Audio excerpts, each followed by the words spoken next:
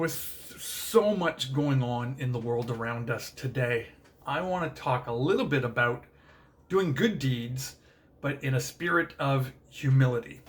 Let's talk about that today on Wisdom Wednesday.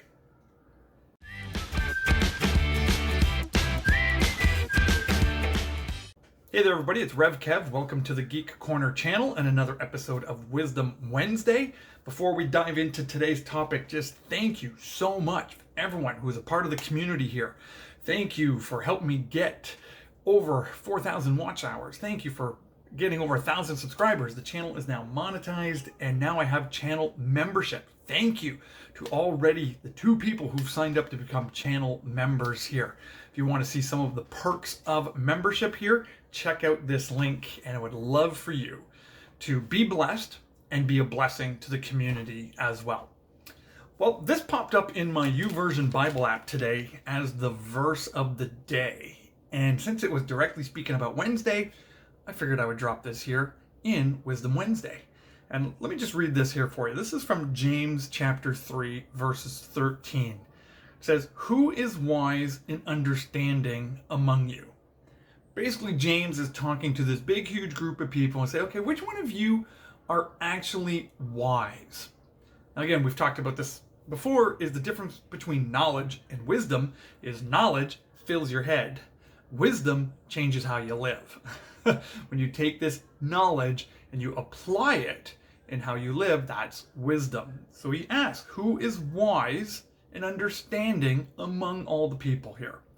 He says, well, if you want to show what it means to be wise, let them show it by their good life, by deeds done in the humility that comes from wisdom. And then the next few verses James goes into and he explains what wisdom, this humility that comes from wisdom, what does it look like? Well, if you are bitter, if you have envy, if you're selfish, if you're boastful, if you're prideful, well, then that wisdom isn't coming from the right spot. He says that type of wisdom doesn't come from heaven. In fact, he says it's earthly, unspiritual, and even demonic. That's a little heavy, right? And then he talks about this envy and this selfish ambition, and it leads to disorder, and it leads to every type of evil practice. But then he goes on, he says the wisdom that comes from heaven. So this wisdom that comes from heaven is pure, right? It's peace-loving, it's considerate, it's submissive, it's full of mercy and good fruit, it's impartial, and it's sincere. You see, with everything that goes on in your life, everything that goes on in my life, you and I choose to respond to it out of our wisdom. And are we responding to the challenges in our life, whether it's in school, whether it's in your workplace, whether that's in your business, wherever that is, whether it's in your ministry? If you're responding in such a way that isn't growing in things like peace-loving, in being considerate, in being submissive, being impartial, being sincere, bearing fruit. When the Bible talks about fruit, it talks about joy, peace, love, patience, gentleness, self-control.